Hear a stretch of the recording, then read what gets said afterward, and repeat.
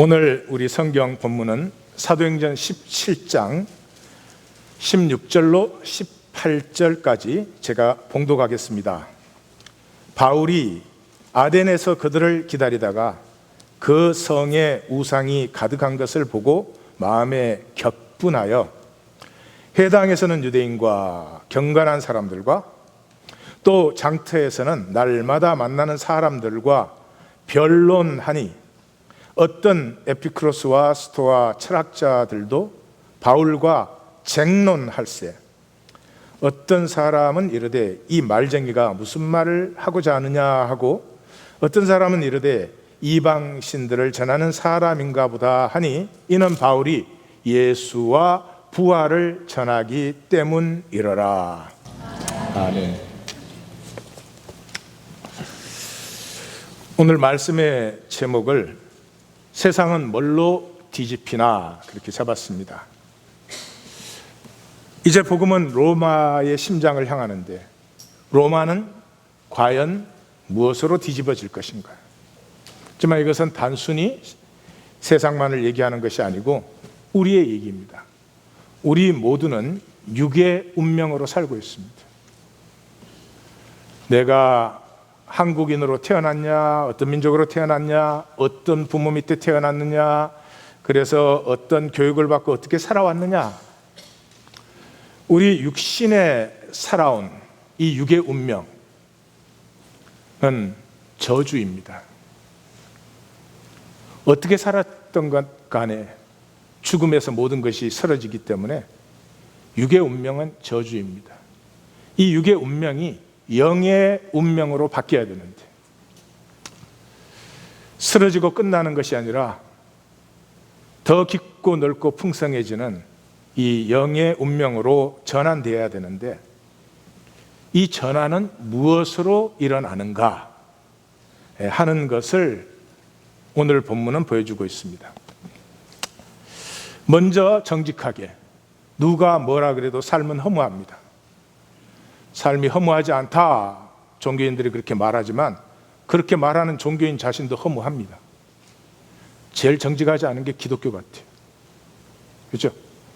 우리 성철사님 같은 분은 그런 수도 가운데서도 정말로 허무하구나 그러고 돌아가셨어요. 얼마나 정직합니까? 기독교는 뭐 허무하지 않다고 그러는데, 뭐 허무한데 그 뭐 무슨 아니라 그러면 무슨 소용이 있겠어요? 이 점에 대해서는 성경도 분명하죠.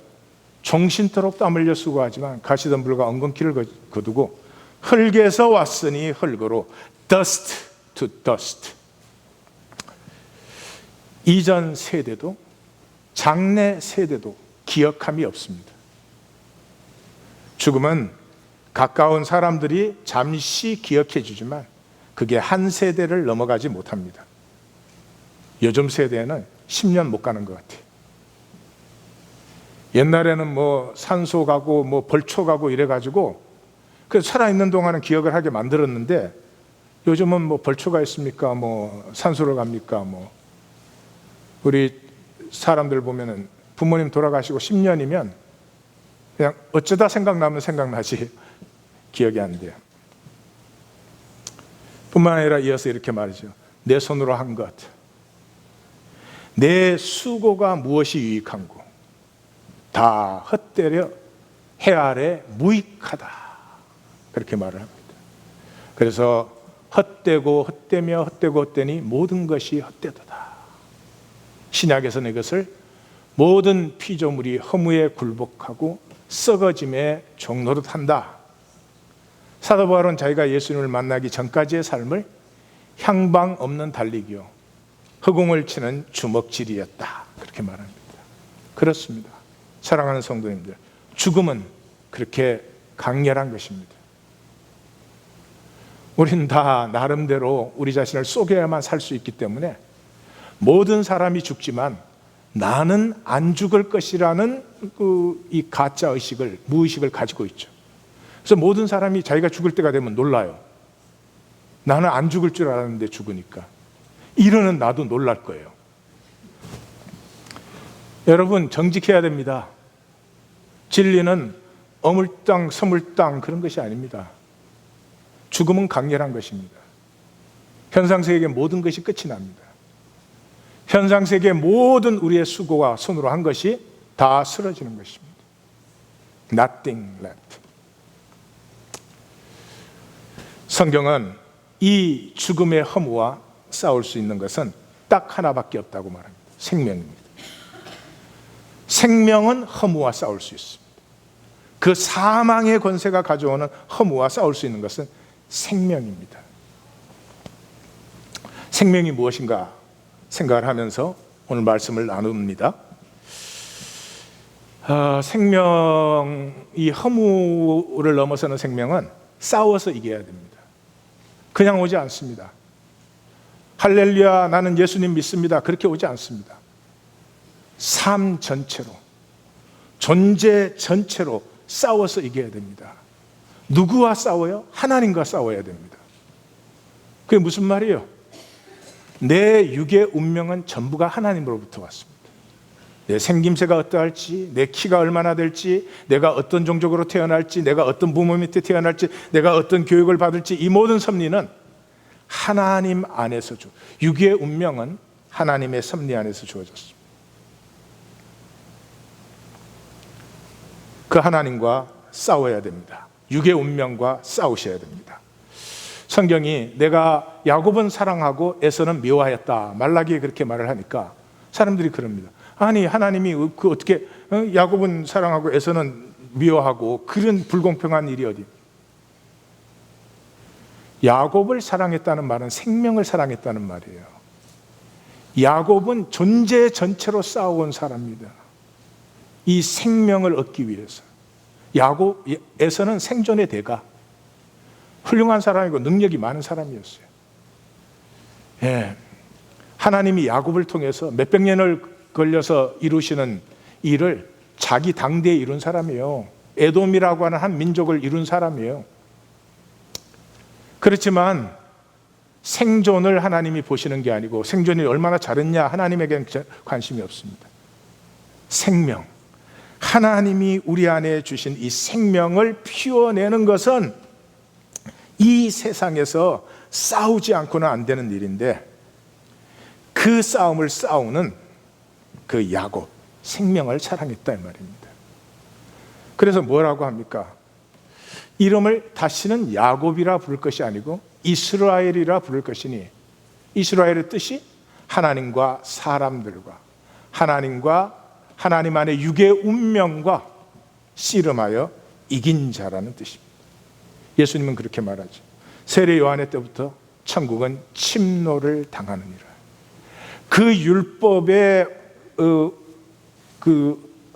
얽매인 것으로 꽉 막아두었던 이것이 세례 요한이 와서 제사 율법 지키는 게 아니고 너 마음의 정결함을 하나님 앞에 회복해라 라고 선언하는 그때로부터 천국은 침노당하고 있습니다.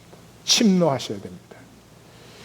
예수 믿습니다 그리고 감나무 밑에 입 벌리고 있으면 떨어지는 것이 아니고요, 삶의 한 걸음 한 걸음이 내 안에 창조된 생명, 아름다움과 신비와 고귀함을 가진 이 비천한 세상 가운데서 그 생명을 살아가는 것은 한 걸음 한 걸음이 전투요 투쟁인 것입니다.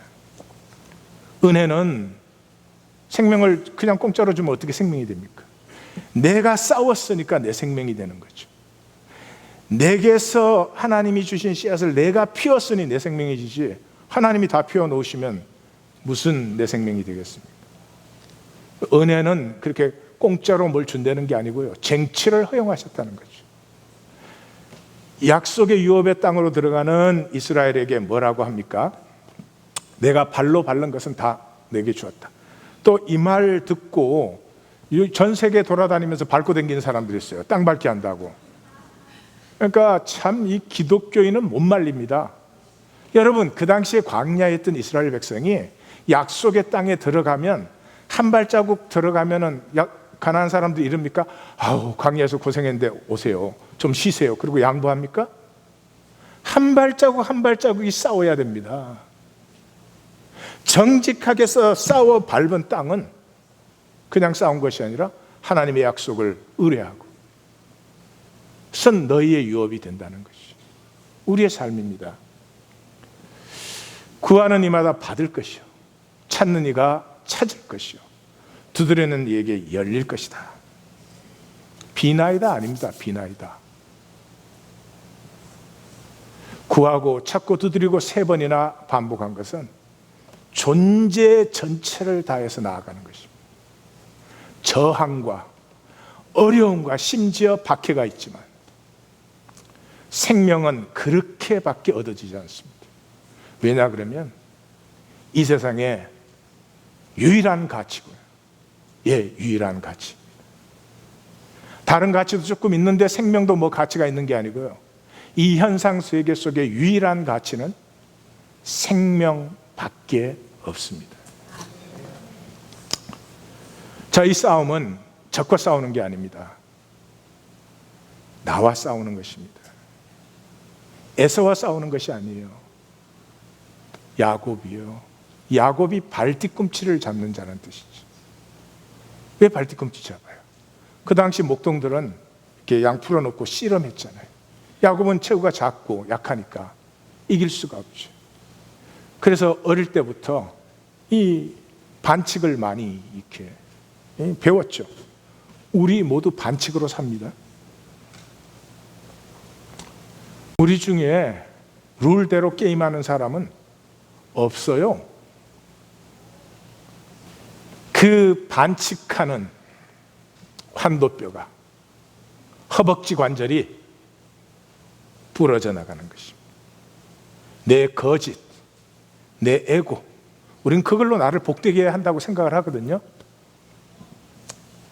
그 허벅지 관절이 골절되지 않는 한 나는 여전히 발뒤꿈치를 잡으려고 합니다. 하나님 앞에 나와서도 발뒤꿈치를 잡으려고 합니다. 아픈 일이지만 하나님을 만나는 것은 아픈 일입니다. 저부터도 아픈 일입니다. 그래도 아프지만 만나고, 그래도 아프지만 그 말씀을 듣고, 상처를 통해서 새 살을 피우시는 하나님을 만나기보다는 내 요령과 내 생각으로 또 하나님을 어떻게 이렇게 얼러드리고 하나님에게 어떤 베네핏을 받으려고 하는 그런 야곱이 우리 속에 있습니다. 이 야곱이 끝나야 이스라엘, 하나님과 싸워 이긴 자, 내게 주신 운명의 한계를 넘어서서 내 안에 있는 무한한 생명을 피우는 것이 가능한 것입니다. 그래서 하나님이 창조한 나는 아주 큽니다. 내가 큰 것이 아니고요. 나는 작은데 내가 하나님 안에서 만유와 하나가 되기 때문에 그래서 큰 것입니다. 그리스도 그러면 뭘 생각하십니까? 우리 기독교인들은 교리만 생각하죠. 뭐 나를 위해서 죽었네? 정말요? 정말요? 예수님이 나를 위해서 죽었어요? 그 정말이면 어떻게 살겠어요? 그 다음 말할 필요 없어요.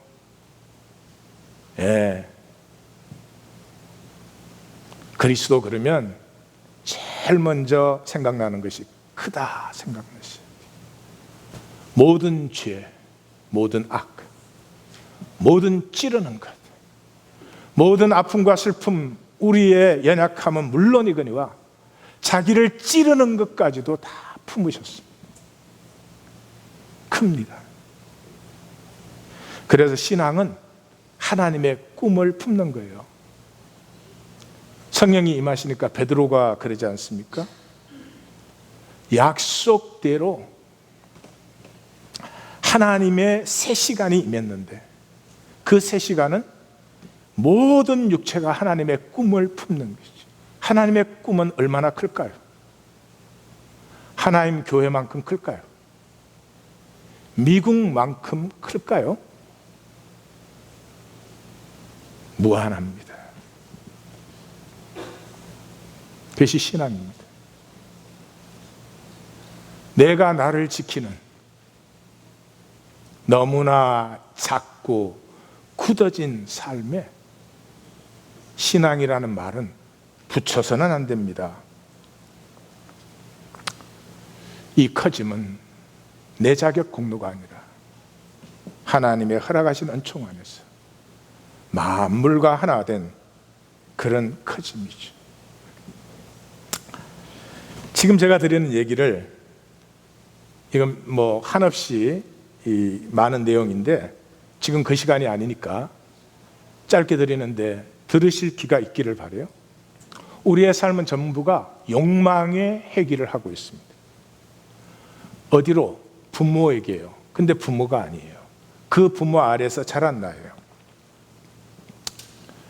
우리 한국 가정은 제가 이렇게 목회를 해보니까 대부분이 뭐 인류가 다 그렇지만 엄마 아빠가 사랑할 줄 몰라요. 참 이상한 얘기죠. 남편과 아내로 만났잖아요. 그러면 이 구분 많고 정제 많은 세상에서 그저 남편은 아내 사랑해 주면 되지, 또 아내는 남편 존경해 주면 되지.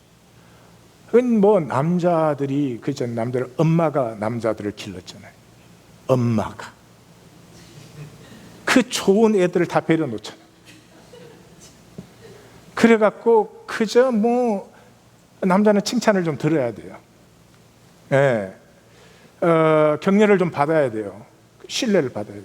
막 아무리 실패해도 막 당신은 절대로 실패할 수 없는 사람인데 세상이 잘못된 건데 저 나쁜 놈들, 당신은 다음번엔 꼭 성공할 거야, 막 이래줘야 돼요. 제대로 하는 게 뭐 있어, 이러면 안 되는 거예요. 그래 주면은 남자도 살고 여자도 살고 이렇게 사는데, 그 이상하지만 그렇게 애들 안 해요. 안 하는 이유가 그 부모한테서 배운 게 그거니까.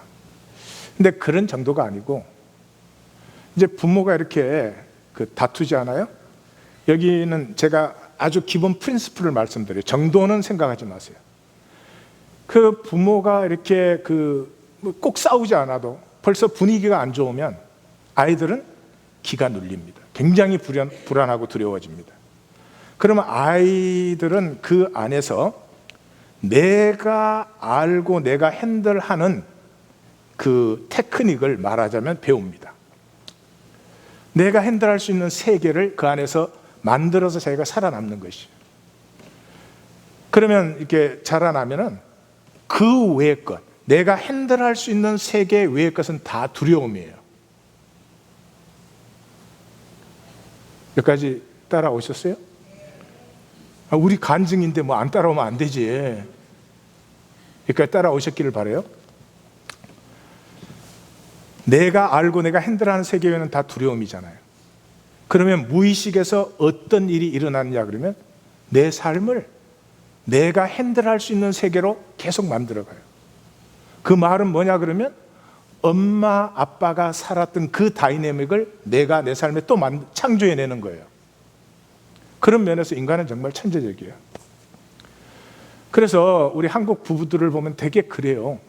이게 이제 스타일과 이 정도의 차이는 있지만 이 와이프는 이제 견디다 아기 받치면 막 이제 소리 질러 대고 저주하고 막 이 정죄하고 그러는 거죠. 제가 지금 보여드리기를 원하는 것은 그냥 우리가 살지 않아요. 무의식이 향하는 게 있어요. 내 의식이 뭐라고 하든 간에 그것이 향하는데, 이 회귀의 본능은 그 어릴 적에 내가 핸들했던 내가 아는 세계, 그게 내가 편하니까 그걸로 가는 거죠. 그래서 되게 그래요. 뭐 일이 일어나고 나서 가만 생각하면 내가 왜 그랬을까 싶어요. 뭐가 내가 왜 그랬을까야. 그게 진짜 나요. 오늘 제가 드리는 말씀은 거기까지 회개하시면 안 돼요. 생명은 회개하게 돼 있어요. 거기까지 회개하시면 안 되고 더 깊은 원천으로 회개를 해야 돼요. 어디로? 하나임으로 회개해야 돼요. 우리가 하나님 안에서 만유가 하나였잖아요. 그리로 회개할 때까지 우리는 내 존재의 뿌리 속에 들어있는 불안과 두려움에서 자유해지지 않습니다. 그 하나님으로 회개한 것을 코이노니아라고 합니다. 이 코이노니아는 출발이 함께 먹음에서 출발이 됩니다. 잘 들으십시오. 이 세상은 모든 것으로 구분되어 있어요. 그 다음에 구분한 다음에 꼭 정제를 해요. 많이 배웠다, 적게 배웠다. 많이 배울 수도 있고 적게 배울 수도 있죠. 그게 무슨 차별할 일은 아니잖아요. 부자다, 가난하다. 뭐 부자일 수도 있고 가난할 수도 있지. 차별할 일은 아니잖아요. 그렇게 시작해서 아닌 것이 하나라도 있어요? 세상에 생긴 것까지도. 예? 눈이 크냐 작냐, 키가 크냐 작냐, 뭐 머리칼이 있냐 없냐, 그 정제 때문에 제가 가발을 쓰는 거예요. 그게 두려워서.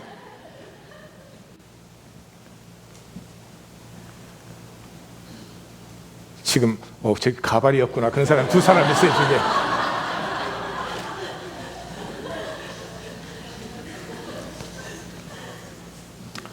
그 구분이, 잘 들으십시오, 그 구분이 없어지지 않는 한 하나님의 나라는 없어요. There is no kingdom of God. 하나님의 나라는 하나님이 창조한 우리 한 사람 한 사람이 그냥 그 창조한 나로 존경받고 사랑받고 인정받고 격려받고 위로받는 거예요. 우리가 다 완벽해지는 데 아니에요. 부족한데 부족한 것 때문에 더 큰 의가 드러나요. 그 구분이 없어지는 출발은 먹음이에요. 이 세상은 얼마나 악한지 먹음도 정치화 시켰어요. 뭐를 먹느냐? 어디서 먹느냐? 누구랑 먹느냐? 어떻게 먹느냐? 이게 다 계급이요. 아니, 세상에 구분할 게 없어서 먹는 것까지 구분해야 돼요? 에?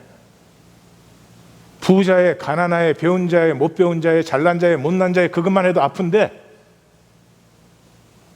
먹는 것도 구분해야 돼요. 그러니 모두가 허무한 거예요. 왜 먹을 때만, 좋아, 뭐 세상이 뭐 돌아가야 되고 어찌니까 그 구분도 있고 차별도 있다 쳐도 먹을 때만큼은 사장 직원 없이 사람과 사람이 만나서 먹으면 얼마나 좋겠어요. 근데 이게 가정에서도 안 된단 말이에요. 남편과 아내가 같이 먹으면 그저 남편 아내 뭐 비즈니스 다 내려놓고 그 시간만큼은 마음이 좀 나누어지는. 예? 여보, 나 요즘 왜 자꾸 불안한지 모르겠어요. 난 건강에 신경 안 쓰던 사람인데 건강에도 자꾸 신경이 쓰지. 뭐 등등등. 해보지를 않았기 때문에 예화를 할 수가 없어. 그래서 그냥 등등등 이렇게. 예.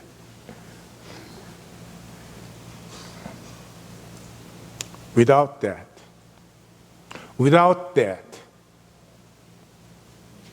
no gospel, no kingdom of God, no love. 웃기지 말아요. 기독교 안에 왔다 갔다 하면서 웃기지 말아요. 사람 언어에 그게 들어있어요.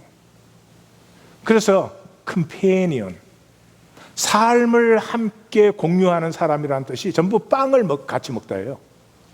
예, 라틴어의 companis, 영어의 companion, 스페인어로는 compane로. 그 파네로 브레드는 빵빵이에요. 무슨 이름이 그런 이름이 있어?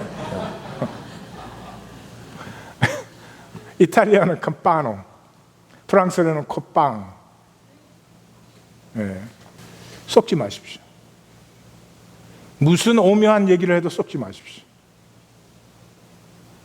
사람의 마음이 통하고 하나 되기 시작하는 것은 먹음에서 아무 구분과 차별과 정죄 없는 그냥 정말 한 사람과 사람이 앉아서 먹는 이 코이노니아 외에는 다른 길이 없습니다.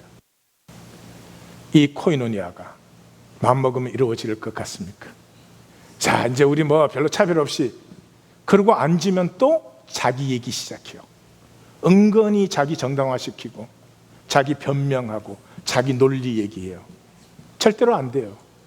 언제까지?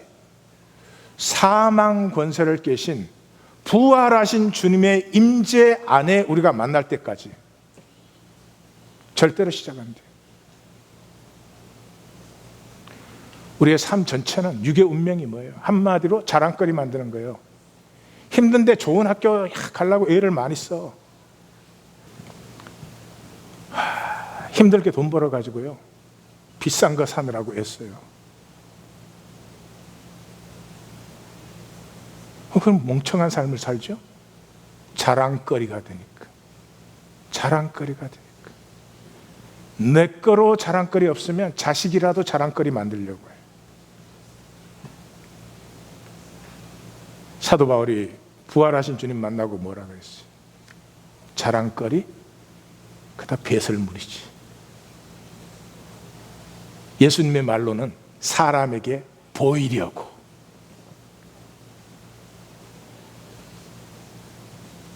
자랑거리라는 허상. 이 세상에 자랑할 것이 있다면 그래, 하나는 있지. 그게 뭐예요? 십자가지. 그건 자랑할 수 있죠. 그 외에 뭐가 자랑이야? 나 인류학교 나왔어. 그 인격이 안 된 거지, 아직 그거 자랑하면. 예. 나 뭐 비싼 차 타는데 즐기면 되는데 그거 자랑거리로 하면 그 인격이 상당히 비천한 거죠. 그보다 더 비천한 건 또 그런 차 못 타면 자기는 별거 아닌 줄로 아는 거. 자, 이런 얘기를 두고 2차 선교 여정으로 들어갑니다. 2차 선교 여정은 사도 바울이 로마의 심장을 향하기 전 하나님의 마지막 준비십니다. 도대체 뭐를 준비시켰나 보십시다. 자, 성령이 인도하셔서 이제 소아시아에서 유럽으로 건너왔죠. 제일 첫 번째 사역이 빌립보 사역이었습니다. 그 다음에 오늘 본문인 데살로니가, 베레와 아덴 사역이 일어나고, 그 다음에 고린도 사역으로 사실은 이제 2차 선교 여정은 거의 마감하죠. 이제 가이사를 통해서 돌아가니까. 지난주 빌립보 사역. 이 빌립보 사역에서 핵심은 뭐였어요? 주인들과 점치는 여종의 관계, 그리고 그 시스템을 유지하는 간수들 얘기가 나와요. 이걸 공생관계라고 합니다. 그래서 본문의 시작이 어떻게 해요? 빌립보는 로마의 식민지라. 로마와 식민지는 공생관계에 있죠. 이게 세상의 존재 방식입니다. 세상의 부부는 공생하는 것입니다. 사랑의 부여를 알지 못합니다. 이 공생에서는 나타나는 결과가 반드시 무기력하게 만듭니다. 그 점치는 여종이 살아가면 살아갈수록 자신에 대해서 더 무기력해지는 것입니다. 왜? 종속되어 있기 때문에.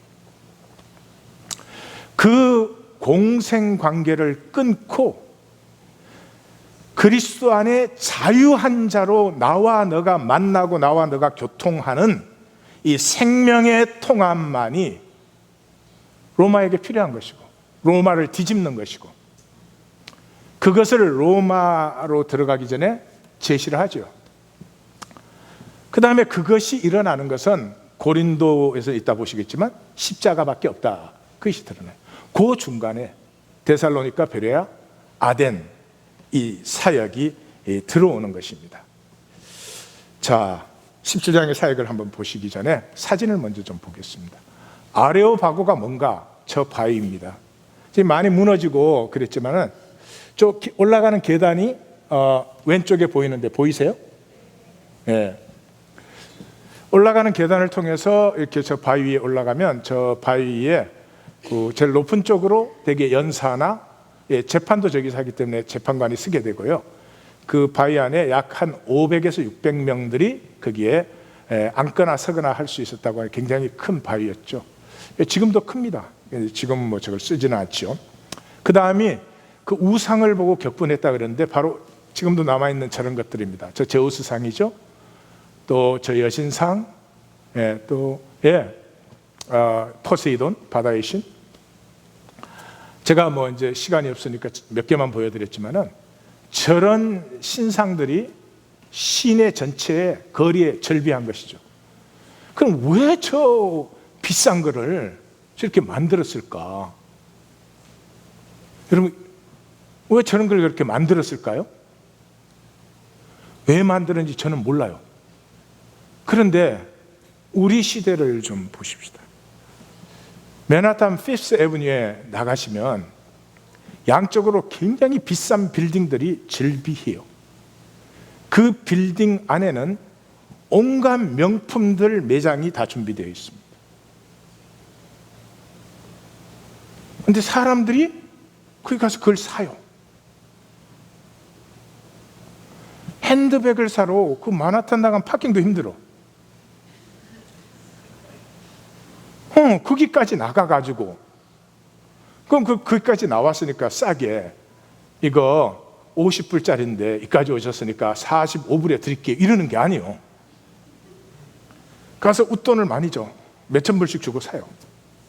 왜 그럴까요? 왜 그럴까요?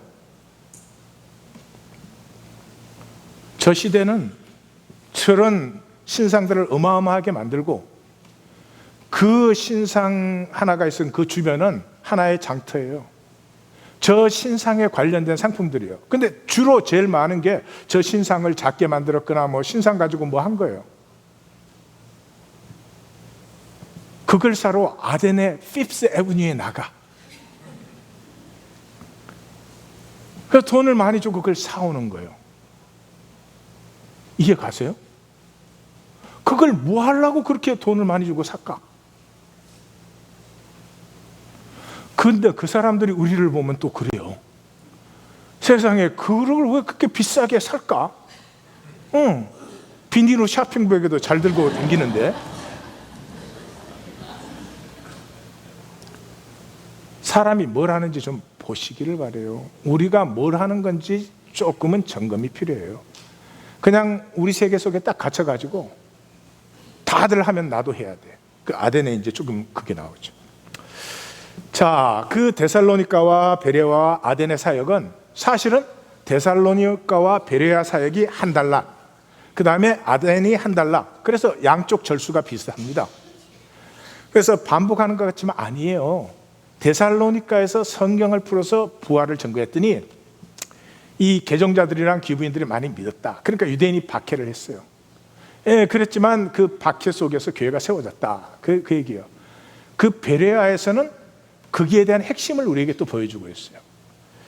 자, 말씀이 선포되었을 때 간절한 마음으로 말씀을 받고, 그랬더니 유대인까지도 믿고 거기서 박해를 받고 코이노니아가 일어났다. 교회가 세워졌다 그러는 거예요. 거기에 비해서 아덴은 이제 사도 바울이 성령님이 마게도니아로 가라 그래서 갔는데 빌립보에서 쫓겨나, 데살로니가에서 쫓겨나, 베레아에서 쫓겨나. 그래 가지고는 뭐 이 아덴까지 와 있으니까 지금 심령이 뭐 보통 뭐 어려운 게 아니죠. 자기 생각엔 지금 완전히 실패한 거죠. 그러니까 격분해 가지고 막 회당과 장터 이렇게 돼 있는데 만나는 대로 닥치는 대로 변론을 했습니다. 여기는 막 부활을 3번이나 말했어요. 얼마나 멋있게 말했는지 몰라. 하나님을 전반부는 창조주 하나님, 후반부는 심판주 하나님을 팍 얘기를 했는데, 그렇게 했는데 그냥 가까운 몇 사람이 믿어줬대요. 이 사람들의 관심은 새로운 것을 알려는 것 외에 없었어요. 우리 얘기예요. 우리 뭐 합니까? 트렌드에 뒤지지 않을, 트렌드에 뒤지지 않으려고. 그러니까 아줌마들의 살이는 이거요. 야, 너 아직도 그거 모르니? 이런 거. 새로운 브랜드 나왔는데, 뭐 새로운 유행이 나왔는데 너 아직도 몰라? 그러면 이제 살인된 거예요. 그거 하는 사람들이었대요. 그래서 어떤 사람들은 조롱하고 어떤 사람 예의가 바른 사람은 다음에 한번 떠들어 봅시다 이랬대요. 우리도 나갈 때 인사하잖아요. 네, 다음 주에 또 뵙겠습니다. 절대로 이번 주에는 안 바뀌어.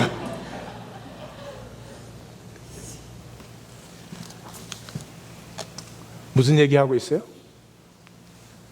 지금부터 잘 들으십시오. 교회는 코이노니아입니다. 이 코이노니아는 성령이 임하면, 성령이 우리에게 임하면, 하나님의 한 성령이 임하면 우리 속에 한 영이 통하잖아요. 생명이 통하잖아요. 그럼 우리가 그리스도의 몸이 되는, 이하권의 몸 안에는 이하권의 생명이 통하고 있잖아요. 사도행전은 전부 그 얘기예요. 예루살렘 교회, 여기가 이제 그 representative, 가장 마크가 되는 그런 곳이죠. 이게 이후에 일어나는 모든 사역의 이 오리지널 모델이 되는 거예요. 성령이 임했더니 어떻게 됐어요? 코이노니아가 일어났어요. 성령이 어떻게 임했어요? 부활을 증거했어요. 부활을 증거했으니까 이 사망에 갇힌 현상 세계를 넘어서 원천의 하나됨이 나타났다는 거죠. 그래서 성령이 임했어. 그래서 결과를 보니까 성령이 충만을 받으니까 다 함께 통용해. 필요를 따라 나누어 떡을 떼고 음식을 같이 먹어요. 그리고 핍박이 있었음에도 불구하고 또 서로 통용하고, 그 가운데 부활을, 사도들이 큰 권능으로 부활을 정언하니 그 중에 가난한 사람이 없어요. 필요를 따라 나누어지기 때문에. 그러니까 성령이 임하셨으면 분명히 한 영으로 통하고 있고, 한 영으로 통하고 있으면 한 생명 한 몸이 되었으니 이제 시시껍적한 것 같고 구분하고 차별하는 시대는 끝났고, 우리 각자가 자기의 모습으로 하나가 되어져서 우리를 통해서 하나님의 생명, 하나님의 역사가 이 땅에 나타나는 영광스러운 일이 일어나기 시작한 것이다. 네. 그래서 그 다음에 교회 위기가요. 교회 위기가 뭐예요? 코이노니아의 위기예요. 아나니아 사피라 거짓말했잖아요. 그 다음에 헬라파 과부들, 아니 누군 많이 먹고 누군 적게 먹냐, 이 코이노니아 깨질 뻔했잖아요. 근데 사도들이 그것 갖고 실험했어요? 그런 와중에 공회는 핍박을 하는데 그 공회 앞에서 사도들이 부활을 증거했죠. 부활이 뭐예요? 새 시대, 사망 권세가 깨어진 새 시대가 열렸다. 사망 권세가 깨어지면 뭘 해요? 꿈을 꾸기 시작해요. 꿈을 꾸기 시작해요. 그 다음에 쭉 보여주는 것은 이 코이노니아가 성령 임함이에요. 예? 자, 사마리아에 빌립이 가서 복음을 전했더니 믿는 사람들이 생겼어요. 그래서 예루살렘 교회가 베드로와 요한을 보내서 두 사도가 그들에게 안수하니 성령을 받았다, 이렇게 되어 있어요. 이 기독교 종교는 이걸 이렇게 해요. 베드로와 요한이 특별한 능력이 있어가지고 이렇게 안수를 하면 뒤집어지는구나, 이런 식으로 해요. 잘 들으십시오. 성령이 임했다는 것은 코이노니아가 이루어졌다는 거예요. 성령이 임했다는 것은 한 영이 임했기 때문에 통함이 시작되었다. 절대로 종교적 현상으로 쏘으시면 안 됩니다. 그 다음에 일어난 얘기가 고넬료 이야기 아니에요. 고넬료 이야기는 구원론의 천지개벽이 일어났지. 외모를 보시지 않아요. 유대교인이냐, 율법 잘 지키는 바리새인이냐, 그것이 아니에요. 이달리아 대 백부장이면 원수 중에 원수지. 예수의 왕권을 선포하는 사람 앞에 로마 황제의 측권, 이 원수 중에 원수지. 그 상관없다는 거죠. 그 사람의 중심에 하나님의 한 진실이 있을 때 그곳에 코이노니아가 일어난다. 그래서 뭐 그 전체가 먹으라, 못 먹습니다, 먹어야 된다, 뭐. 그래서 그게 뭐라고 해요? 사도들을, 그를 모시고 음식을 먹은 우리, 왜 이렇게 이상한 표현을 합니까? 그냥 사도들이 그러면 되지. 부활하신 주님 안에서 외모에 구분 없이 중심이 통하는 함께 먹기 외에는 생명이 피어나는 길도, 하나님 나라가 시작되는 길도 없습니다. 안디옥 교회, 예루살렘 교회에서 안디옥 교회로 전환되면서부터 이제 로마를 향한 복음의 위대한 역사가 이루어지는데, 거기에서 계속 나오는 단어가 뭐예요? 프라스메노, 에피메노, 엠메노, 머물러 있으라. 우리는 이렇게 번역했어요. 그게 뭐예요? 그 함께 먹음 속에 있으라고 한 거죠. 그래서 안디옥 교회가 출현을 하면 이렇게 되어 있어요. 안디옥 교회를 소개하는데, 이 안디옥 교회가 출현을 했는데 시작도 코이노니아, 마감도 코이노니아. 그 가운데 헤롯의 핍박과 죽음이 오죠. 자, 이 코이노니아는 전혀 예루살렘 교회 코이노니아 다른 코이노니아였어요. 왜냐 그러면 이 코이노니아는 안디옥 교회와 예루살렘 교회가 나누어지는 코이노니아가 시작되어서 끝날 때 안디옥 교회와 예루살렘 교회의 코이노니아가 이루어진 거예요. 그러니까 성경을 여기까지 읽으신 분은 전 세계 교회가 한 분 되신 주님으로 말미암아 한 몸이 되는구나, 그렇게 읽으셨을 줄 믿습니다. 아이고, 안디옥 교회는 아픈 걸 왜 예루살렘까지 갖다 줬나, 그 아까운 걸 나한테 주지. 그 코이노니아 사이에 뭐가 있었어요? 이 코이노니아가 세상을 뒤집기 때문에 세상 권세는 반드시 핍박을 하죠. 반드시 핍박을 하죠. 근데 핍박에도 걱정할 게 없어. 코이노니아가 없는 데는 벌레 먹어서 썩어. 그냥 무슨 벌레 얘기 예수님도 한 것 같아. 예루살렘 공회도 보세요. 재밌지 않아요? 예루살렘 공회가 이 얼마나 거창한 사건이에요. 예루살렘이 전체가 다 모였어요. 뭐 결정을 했어요. 그 결정을 해서 뭐를 결정했는지가 있어야 되잖아요. 주의를 꼭 지키라든지, 3일 훈련에 꼭 참여하라든지, 뭐. 응? 설교가 아무리 길어도 국세계 지켜라, 뭐 이런 걸 있어야 되잖아요. 하라는 게 없잖아요. 하라는 게 그 당시 유대교가 일반 이방인들에게 했던 우상의 제물을 먹지 마시고 음행하지 마시고 피를 먹지 마시오, 그런 정도나 하자는 거예요. 그 아무것도 없어요. 왜 없어요? 다 아니까. 요즘 시대에 이랬죠. 교회를 개척했습니다. 이러면 무슨 얘기인지 알아. 꼭 그래야 돼요? 교회를 개척했습니다. 그 사람들이 주일날마다 모이고요. 예. 모임 끝나면 도넛하고 커피 마시고요. 그런 얘기 안 하죠. 당연하니까. 뭐가 당연해요? 함께 먹는 것이. 종교의식이 없다는 거죠. 어떤 종교 규례도 없다는 점에 대해서 여러분들 일금이 있어야 됩니다. 그 다음에 빌립보 교회도 그러잖아요. 그 루디아가 그냥 내 집에 유하라, 머물라, 내 집에, 자기 집에서 음식을 함께 먹고 집에 들어가서 위로하고. 더 재밌는 건 에베소죠. 에베소에 아볼로가 와가지고 말씀. 아볼로는 이게 말씀은 아는 사람이었죠. 그래서 그 십자가의 도를 바로 전했어요. 그랬는데 아무도 성령을 못 받았다는 거예요. 이 성령 못 받았다는 말은 지금 무슨 말이라고 제가 그랬죠? 1. 헷가닥이 없었다. 2. 부흥 집회가 없었다. 3. 함께 먹음이 출발되지 않았다. 이게 기적입니까? 사람과 사람이 만났는데 함께 먹음에 세상에 어떤 구분도 없이 그냥 나 자신으로, 너 자신으로. 이게 그래서 신약이 혁명적인 거 아니에요? 종이나 자유자나, 남자나 여자나, 지혜자나 야만인이나 뭘로 하나 돼요? 이 구분 많은 세상이 뭘로 하나 됩니까? 체제 바꾸면 같이 그냥 단순한 한 사람으로서 같이 먹을 때까지 하나님 나라는 출발될 수 없습니다. 그래서 바울이 안수하니까 성령이 그들에게 임함으로 방언도 하고 예언도 했다 그러잖아요. 우리 이것도 종교는 이렇게 읽어요.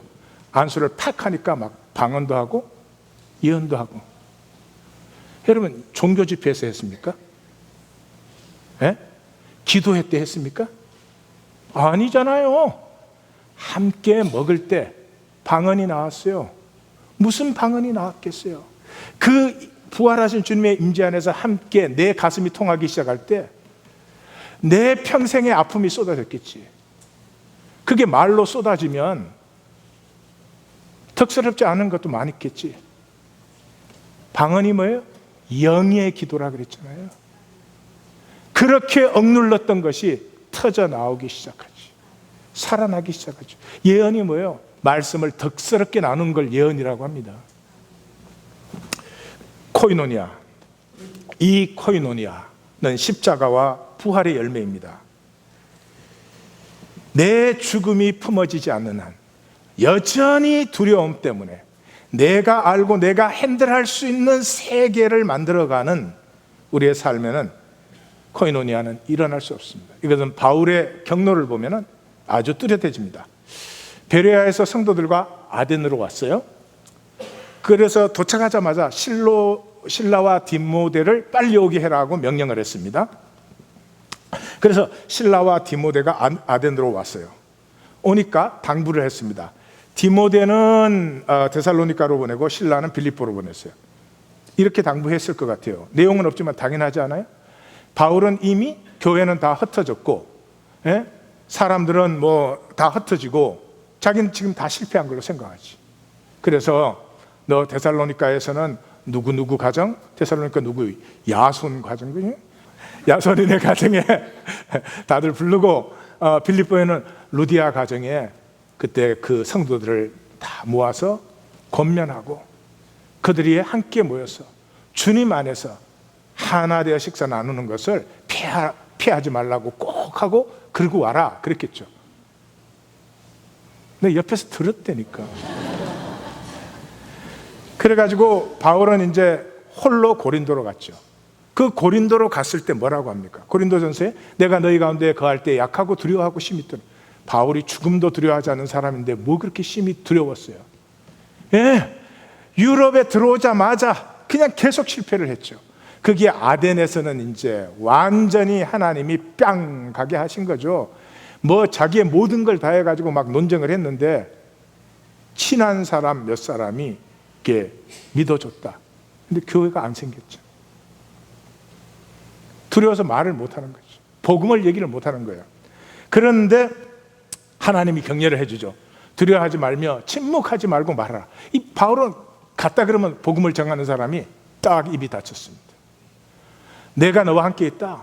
해롭게 할 자 없다. 이 성에는 내 백성이 많다. 이렇게 해요. 그때 어떻게 해요? 신라와 디모데가 고린도로 돌아왔어요. 신라와 디모데가 마게도니아로부터 내려오매 그 다음에 뭐예요? 바울이 말씀에 붙잡혀. 그 다음에 누구에게? 유대인들에게. 그 박해하는 유대인들에게 예수는 그리스도라 전해요. 그리고 데살로니가 전서에서는 이렇게 너희가 주 안에 굳게 선적 우리가 이제는 살리라. 나 살았다. 무슨 말이에요? 자기 생각에는 빌립보고 데살로니가고 베레아고 다 흩어지고 이 박해에 어쩌면 다 도망갔는지도 모르겠다 그렇게 생각을 했겠죠.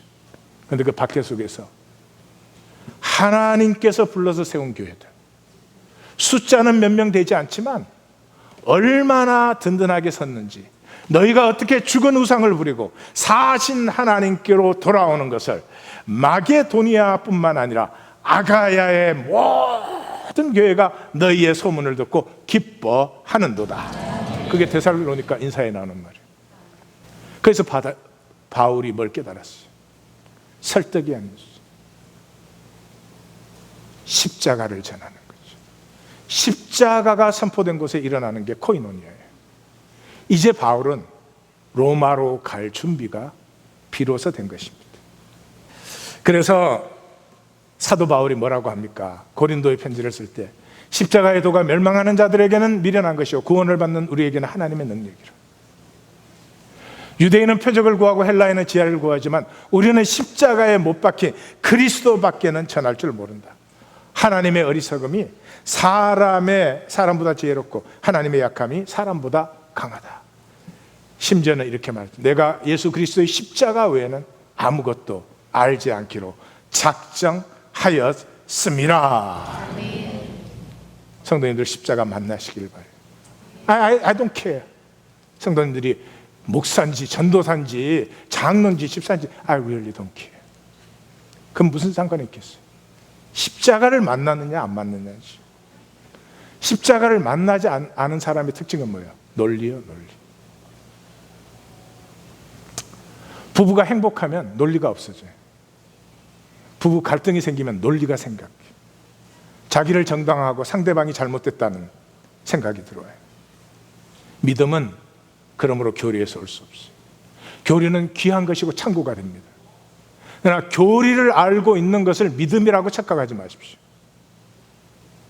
믿음은 하나님이 창조하신 그 본래의 마음이 피어나는 것이죠. 그 본래의 마음은 하나다. 아이의 마음 같은 거예요. 아이가 이렇게 엄마를 보고 빵긋빵긋 웃으면 엄마는 그냥 하나가 돼버리는 거죠. 교회는 필요가 나누어지는 것이에요. 필요는 채우기가 쉽고 서로 채워줘요. 내 옆에 어떤 사람이 아파봐요. 아픈 게 낫는 것은 필요해요. 그러니까 아픈 사람이 있으면 도와주고 싶어요. 그리고 그것은 쉬워요. 배가 고픈 사람은 먹는 게 필요해요. 그럼 먹으면 되는 거예요. 필요는 쉽게 채워지고 서로 채워지도록 생명의 본질이에요. 그래서 성령이 임했을 때 뭐예요? 필요를 채워줬다. 2장도 4장도. 근데 우리는 필요를 채우는 삶이 더 이상 아니죠. 욕망을 채우려고 해요. 욕망은 체험이 불가능해요. 왜냐 그러면 욕망은 내가 필요한 게 아니에요. 남의 필요를 내가 받아들인 거예요. 그래서 미디움이 항상 있어요. 그 애가 학교를 가. 그 친구들이 다 노스페이스를 입어. 그럼 어떻게 해요? 자기도 그걸 입어야 돼. 그 아이의 필요입니까? 욕망이 생긴 겁니까? 욕망이 생긴 겁니다. 욕망으로 살아가는 삶은 채워지지 않으며 중독되고 결국은 그것에 사로잡힙니다. 교회는 필요를 채우는 것입니다. 여러분, 욕망을 채우는 게 큰 걸까요? 필요를 채우는 게 큰 걸까요? 네, 필요를 채우는 게 훨씬 큰 거예요. 정서적인 필요. 우리의 삶에 진실된 진리를 알고 싶어하는 그 지적인 지성적인 필요. 필요가 채워지는 것이 훨씬 더 큰 것이에요. 거기에 영적 필요를 더하면 말할 필요도 없는 것이죠. 근데 그 째째한 욕망으로 사느라고 얼마나 클 수 있는 생명을 버리고 너무 좁쌀처럼 살고 있어요. 구원은 생명 나눔이므로 열매는 이렇게 교회가 되는 것이죠. 이 나가 있고 나됨이 있죠. 나는 에고고 나됨은 이제 I am who I am이죠. 이 가짜 나는, 문화화된 가짜 나는 이 세 가지가 있대요. 이건 하이데거의 말인데 제가 인용할게요. 첫째는 천박한 호기심. 진리를 깨달으려고 하지 않고 천박한 호기심. 뭘 지저분한 걸 많이 알아. 두 번째, 잡담. 아줌마들이 애 학교 보내고 카페에서 모여서 하는 얘기. 그 다음에 평균적 일상성. 옆집에 BMW 나와. 그럼 우리 집에도 BMW 타야 돼. 뭐 옆집 저 아줌마가 뭐 샀어. 그럼 나도 뭐 사야 돼. 평균적 일상성. 나됨의 순전함을 잃어버리고 코이노니아까지는 교회도 그리스도인도 없습니다. 코이노니아까지는 죄와 악을 이길 수가 없습니다. 단절된 종교 생활에 이를 악물고 사셔도 죄와 악의 종로로 타는 것밖에는 다른 길이 없을 것입니다. 우리 하나님 교회 주의 꿈이 이루어지기를 원합니다. 기도하십시다.